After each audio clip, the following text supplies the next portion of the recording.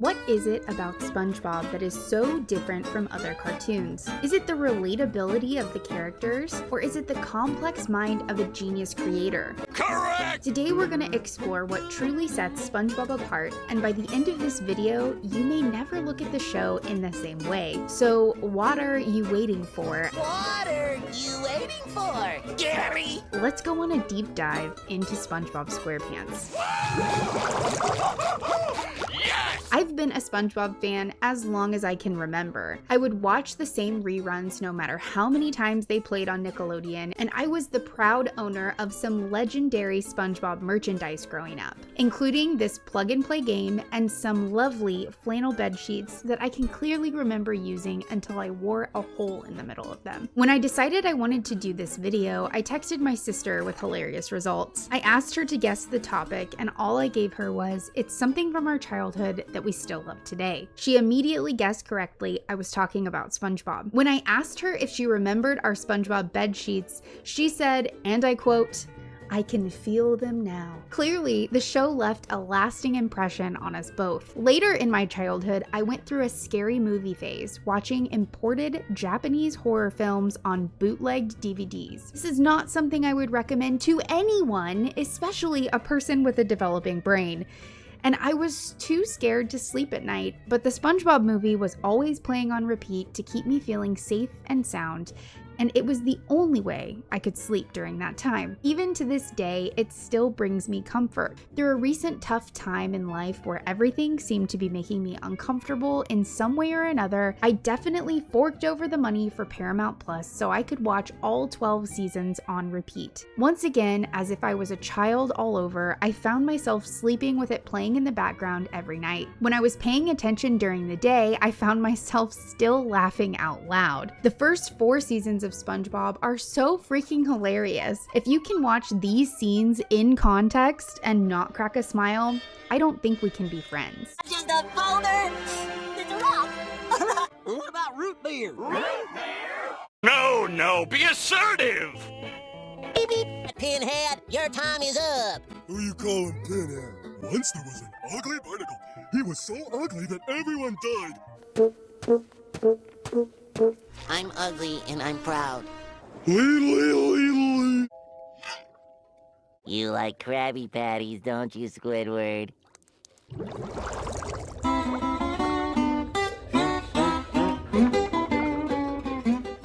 Once I began looking into this topic, I decided we can't talk about what makes SpongeBob SquarePants special without talking about its history, the genius creator Stephen Hillenberg, and some of the funny facts about the creation of the show you may have never heard before. Ever since he was a small child, just the age of 6 years old, Stephen Hillenberg had been fascinated by the sea. He references the undersea world of Jacques Cousteau as an awakening for him as a child, igniting his lifelong interest in marine life. He recalls seeing it on television in his living room and being drawn into a world that no one had ever seen before, and wanting to know more about it. You may recognize the inspiration of Jacques Cousteau in the voice of the French narrator who often makes appearances in the SpongeBob episodes. 24 hours later. His iconic and defining French accent narrate each episode of the undersea world, much like in SpongeBob. And they don't resemble a square kitchen sponge, but they're not just blobs either. They're full of energy and keep busy. I imagine it was an honor and a privilege when Stephen Hillenberg had the opportunity to work with his hero Jacques Cousteau's son on a project called The Case of the SpongeBob. SpongeBob? I never heard of SpongeBob. Jean-Michel Cousteau and Ocean Future Society worked with Stephen Hillenberg to create this 15-minute DVD extra for the SpongeBob SquarePants movie. This short video is such a fun look at the real marine life that inspired some of the interesting characters in the movie, such as the frogfish and the creepy old ice cream lady. This short also goes on to highlight the importance of ocean conservation and the not-so-hidden messages about the dying coral reef in the film. This passion led him to pursue a degree in marine life from Humboldt State University.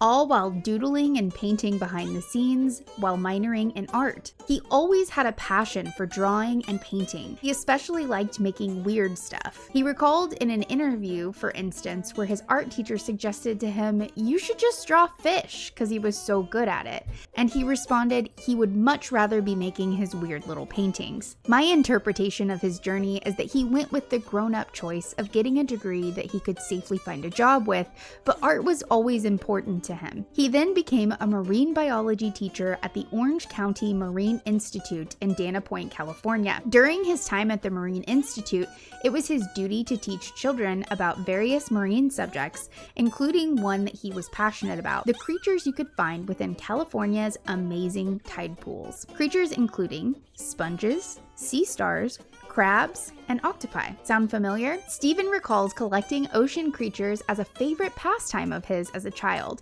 He also enjoyed collecting bugs. This was his inspiration for SpongeBob and Patrick's hobby of jellyfishing. He wanted this hobby to mimic his own experiences collecting bugs and for jellyfish to resemble bees and honey with their buzzing sounds and jellyfish jelly. He also wanted SpongeBob to have a hobby, but he didn't think sports would fit his character. He wanted it to be something strange and nerdy. While working at the Marine Institute, Stephen found a creative outlet to educate curious visitors that came to the Institute by drawing a comic book about his favorite tide pool creatures. His comic was called The Intertidal Zone. This was the genesis of the conceptions for the characters we have all grown to know and love later in the SpongeBob cartoon, including a starfish, an octopus, a crab, and a very cool Bob the Sponge. It seems as though this was the beginning of Stephen's lean into a life of more creative pursuits, because it's the first of his artworks that many of us have seen,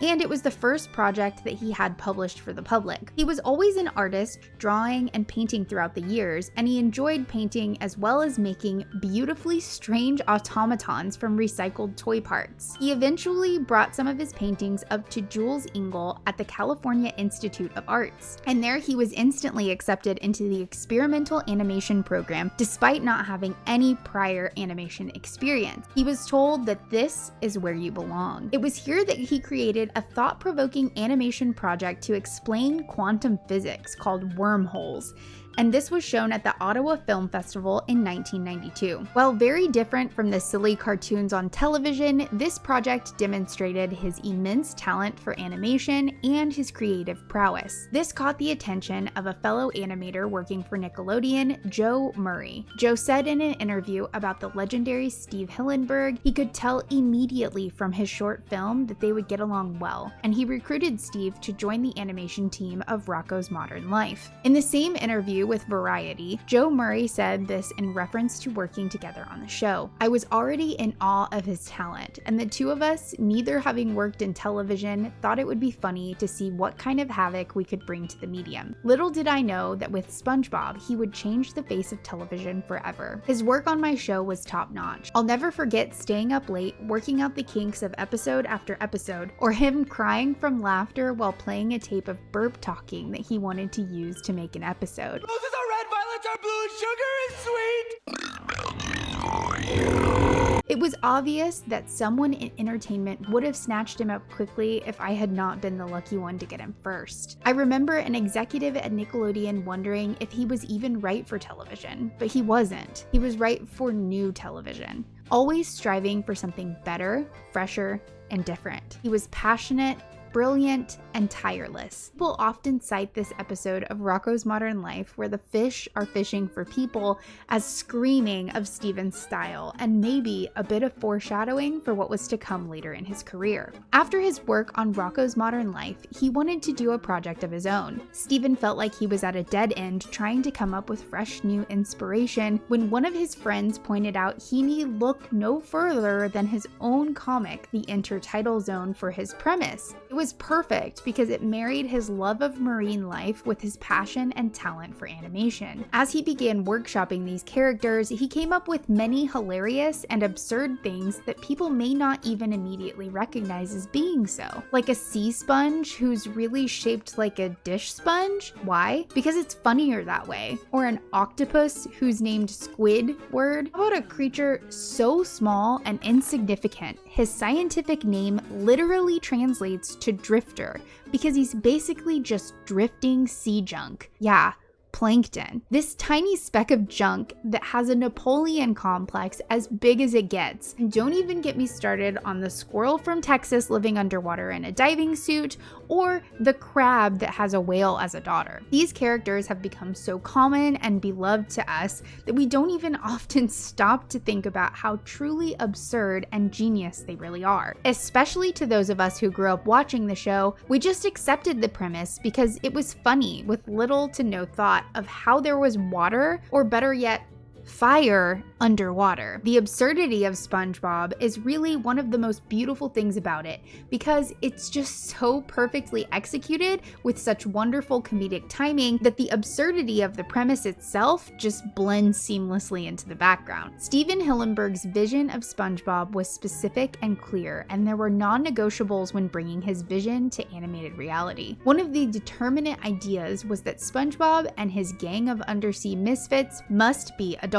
When initially pitching the idea to Nickelodeon, the executives wanted to make all of the characters children. They saw SpongeBob as a school-aged kid. Steven was ready to walk away from the negotiating table completely over this disagreement. Eventually, the compromise was reached that SpongeBob could remain an adult but would attend boating school to make him more relatable to children. When reading about the initial pitch to Nickelodeon, it seems that he may have had some additional sway when negotiating due to how much the Nickelodeon producers fell in love with him. He did everything he could to sell the show to them, including wearing a Hawaiian shirt, playing hula music, and bringing out the characters of the show in an aquarium. It's been said that two of the producers had to pick themselves up off the floor from laughing so hard at his presentation. It is such an incredibly fortunate thing for all of us that Steven stuck to his guns when pitching the show, because it simply would not have been as iconic and long-standing as it has been without these characters being adults. I mean, can you imagine a universe in which SpongeBob is not a fry cook? It just doesn't add up. This is also why SpongeBob continues to be so incredibly relatable to us as adults. The struggles that SpongeBob and Squidward are going through on a daily basis, we all go through now as working adults. I can't think of a single annoying situation at work that I couldn't adequately sum up with a SpongeBob meme. Although SpongeBob is an adult, he very much has the mind of a naive child, and this was intentional from the start. Stephen Hillenberg has said that he based SpongeBob's appearance after himself as a child, a self-proclaimed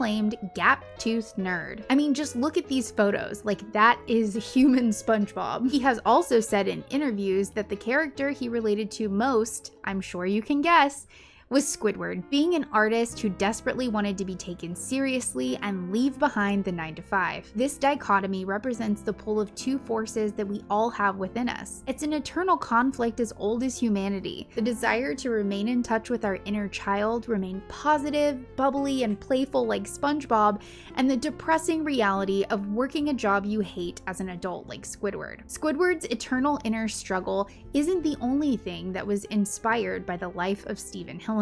There are so many things in this show that were taken from his life in one way or another. Pearl the whale was thought up in order to pay homage to his guided whale watching tours he took people on in his job at the Ocean Institute. Mr. Krabs is a caricature based off of his manager at his first job at a seafood restaurant where he was, you'll never guess, a fry cook. His manager had a strong Maine accent, and Steve said it sounded just like a pirate. Oh, and my favorite one, Steven's wife's name is Karen. Yep. Just let that sink in for a minute. Holographic meatloaf, anyone? They say life imitates art, but in this case, art imitates life. In all of these characters and situations, Stephen was able to take his real life experiences and morph them into unrecognizable absurdity and hilarious situations. Before doing research on this subject, I had no clue that any of those things were taken from Stephen's real life. There were actually several more non-negotiables for the show to align all staff with Stephen's clear vision from the beginning. Stephen established rules for SpongeBob that were never to be broken to maintain the integrity of the story and sustain the interactions he so loved within the show. These rules were: number 1. He was number 1! SpongeBob should never get his boating license, no matter how hard he tries. Oh, SpongeBob!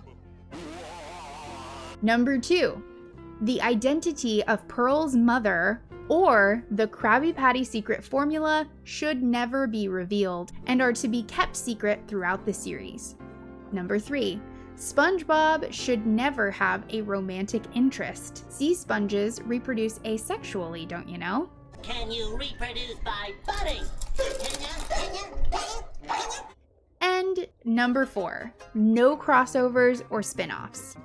I guess I should stop getting my hopes up every time Plankton gets his stubby little green hands on that hilariously large bottle containing the secret formula. Stephen Hillenberg's direct role as writer and head honcho on SpongeBob SquarePants was only on seasons 1 through 3 and the first SpongeBob movie. He said he felt the show had run its course at that point, and after that he maintained the title of executive producer, but he was less involved in writing the episodes of the show. Stephen later became one of the longest serving presidents of Nickelodeon. He passed away at an early age due to a tragic illness, but remains credited on continued episodes of the shows and movies. This is a quote from Joe Murray, the guy who originally recruited Steve to Nickelodeon. "Steve was a great friend and a wonderful husband and father. Our children played together. Dinner at the Hillenberg's house, it was filled with great conversation and wonderful food prepared by his wife Karen. He was generous, honest, and funny. Upon meeting him, nobody would ever sense any air of ego. Despite being in the presence of a legend, a game changer. He and Karen were also philanthropists and widely recognized for their generosity and commitment. He was a great guy, a great friend, a sweet spirit, a force for positivity, and a very sweet, interesting, and interested person. A truly gifted and sweet man whose legacy lives on in the smiles the show continues to bring to people all over the world, as SpongeBob has now been translated into 60 different languages." So now that we've gone over the history of SpongeBob, let's talk about why exactly it became so incredibly huge and what sets it apart from other shows. Other videos I've watched and researching have stated that the reason SpongeBob had such a lasting impact is due to the release coinciding with the rise of the internet in homes. They also have attributed SpongeBob memes and the staying power of the humor of the show. Sure, I agree that all of this happened, but the internet was not really a functional thing in most people's homes yet, and SpongeBob memes came out much later. It's true that the show raised the first generation of internet kids, but it wasn't until these kids were adolescents that the internet was really good enough to have fun with. I feel like there is an elephant in the room that everybody seems to be forgetting about. Cable television. The first 3 seasons of SpongeBob are regarded by all adult fans as the golden age of SpongeBob, the best 3 seasons of the show ever. These 3 seasons releases just happened to magically coincide with the 3 years of the highest cable subscription counts in history, numbers that would not be seen again for over 15 years. Not only was this the golden age of SpongeBob, I would argue this was also the golden age of cable TV. This was a time when everyone at least knew someone with a cable package, and if you didn't have it in your own home, you definitely had a grandma, an auntie, a neighbor, or someone who had Nickelodeon on their TV. This is a time before high-speed internet was commonplace in every household like it is now. In 1997, only 1.7% of the world's population was online, compared to 2022, where it was 70%. That's worldwide. If we look at the US, the Pew began measuring the US internet users in 2000, and even by then, it was still under 50% of people who were online, compared to 92% or more now. Given that information, the prevalence of cable television makes more sense to attribute SpongeBob's initial popularity more than the internet to me. There are so many shows that still hold a special place in my heart, but none of them could hold a candle to SpongeBob's ability to captivate. From the bright, colorful scenery to the undeniably cute characters and brilliant songs, nothing could hold a child's attention quite like 23 minutes of SpongeBob SquarePants. It has been said that Stephen Hillenberg was very picky about SpongeBob, and specifically that he was particular about him looking cute in every frame. He was even known to stay late nights in the studio going through every frame to make sure SpongeBob looked just right. Oh, brother, this guy stinks!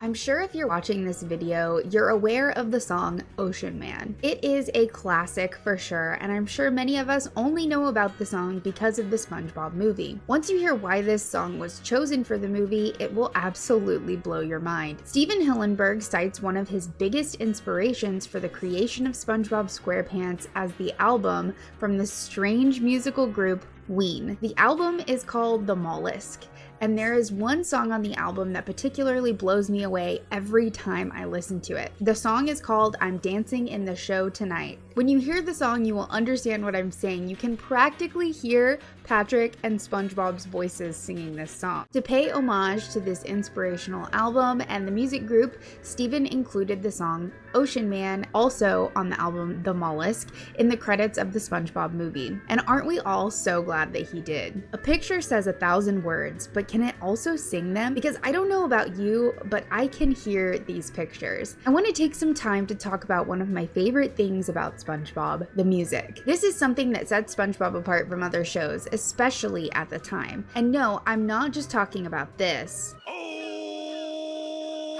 The songs that were in the middle of SpongeBob episodes were so incredible and still have the ability to get lodged in your brain. Two songs I specifically remember also being played as bumpers on Nickelodeon, so they were stuck in between all the shows, even when SpongeBob wasn't playing, are the Fun song and the Campfire song. Weirdly enough, they're both spelling songs. Maybe this was done intentionally to instill some modicum of education in the hours we spent glued to our television screens, or maybe it was just a way to get the songs stuck in our heads and drive our parents insane. Humans, especially children, often learn better with the use of songs. To this day, I can recite the entire Greek alphabet from a song I learned in 6th grade. Remember the shoe tying song? Did that help anyone learn to tie their shoes? Oh, and speaking of the Campfire song, you will never guess who helped write it. The creator of Phineas and Ferb. Now, if you're a Phineas and Ferb fan, that totally checks out, because that show is jam-packed full of bangers on bangers. Squirrels in my pants, anyone? I'm sure the writing staff for the first few seasons of SpongeBob were more gifted at writing songs, but I got to thinking, there must be more than one reason for there being so many iconic songs in those first few episodes. I looked further into it and I found some interesting origins and facts about the songs from SpongeBob that we all know and love. Any child of the 90s remembers fondly that our childhood was the golden age of song parody. We had the legend Weird Al Yankovic in the 90s, but as YouTube videos became more popular in the 2000s, song parodies dominated the website and took up residence in everyone's brain. I'm sure there are some songs that you still sing the wrong way because of this. I mean, White and Nerdy actually peaked at number 9 on the Billboard Hot 100 in 2006. And let's be honest, we all say the first 3 seasons of SpongeBob were the best, but we were all still watching in 2006. I bring this up to report to you that the 2 best songs in SpongeBob were in fact song parodies, which really makes sense with the times. In the timeless hit where we learned that the ocean's no place for a squirrel, we hear a hauntingly familiar yodeling melody as in Hank Williams' Long Gone Lonesome Blues. It makes sense that the writers of SpongeBob would look to one of the greatest voices in country western music to find inspiration for their country singing Squirrel Under the Sea. Take a quick listen and see if you can hear the similarity. She's long gone and I'm lonesome blue. Wanna go home,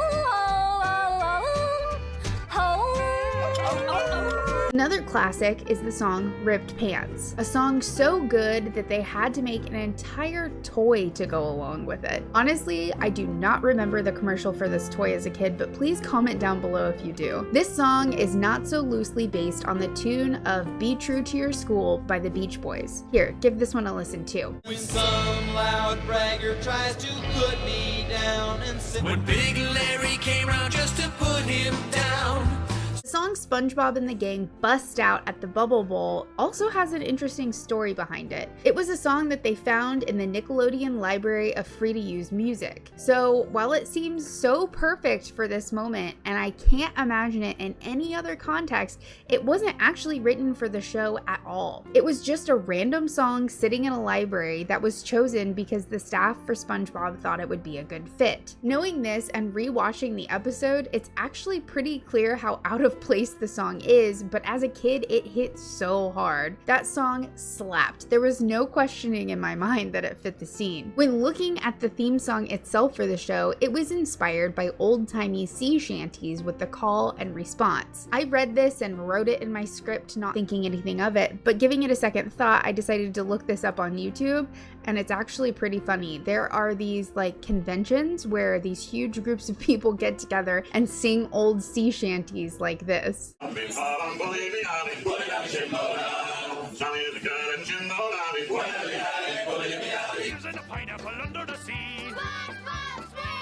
Taking a look back at the history of SpongeBob, I really knew very little about the show or its creator. I could quote every scene from the first 3 seasons, but I didn't know anything about its origins, and I feel like Stephen Hillenberg doesn't get nearly as much credit as he deserves for bringing us such a masterpiece. I'm happy to report all of this information to you and share it with you, but I'm even happier to have learned it for myself. Well, there you have it. A deep dive into the world of SpongeBob SquarePants, its origin and creation. If you made it this far in the video, I really appreciate your time, and I hope you do something today that makes you happy. See you later. Bye! See you later.